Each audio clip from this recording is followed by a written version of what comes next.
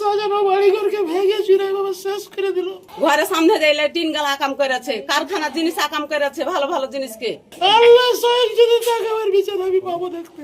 যারা ছিল বিএনপি ছিল, আমার আব্বাও বিএনপি করে, আমার আব্বা প্রকাশ্যে বিএনপি।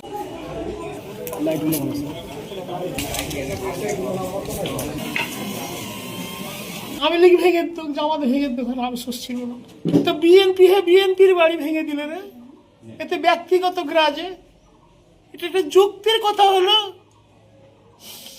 আমি ৭৭ সাল থেকে দল করি, শাহজাহান সাহেবকে ফোনও দিলাম, কই এখন পর্যন্ত কিছু সারা শব্দ পেলাম না। এখন ওরা মুহূর্তে কিছু বলার ইয়ে দেয় বাবা। আসল কথা আমি পারছি না নিজকে সামলাতে। কেন যে ঘটলো এটা কি কথা হলো? ঘটার একটা যুক্তি থাকতো, কিছু থাকতো, বাইরে থাকতো, আমি বেরিয়ে দিতে পারতাম।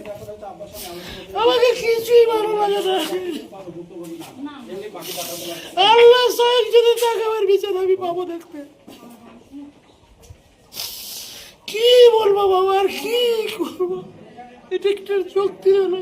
আমার সাজানো বাড়িঘরকে ভেঙে চুরে এভাবে শেষ করে দিল। ব্যক্তিগত আক্রোশ থেকে ওনারা আসছে যে আমার আব্বা আমার ভাইরা সবাই প্রতিষ্ঠিত, যেভাবে হোক আমাদের হাঙ্গা করে কিছু একটা করবে। যেহেতু আজকে শেষ সুযোগ, আমার ভাইরা চাকরির সুবাদে যে যেখানে ঢাকাতে চলে যাবে, ঢাকার এক এক জায়গাতে ওদের সুযোগ যে হ্যাঁ আজকে যেভাবেই হোক আমার কোনো ভাইকে হোক বা আব্বাকে হোক জখম করে কিছু একটা করবে, যাতে গ্রামের পরিবেশে গ্রামের মতোই তারা এইভাবে অত্যাচারিত আর নিপীড়িত হতে থাকে। যারা ছিল বিএনপি ছিল, আমার আব্বাও বিএনপি করে, আমার আব্বা প্রকাশ্যে বিএনপি করে, আর যারা ছিল তারাও কিন্তু বিএনপি।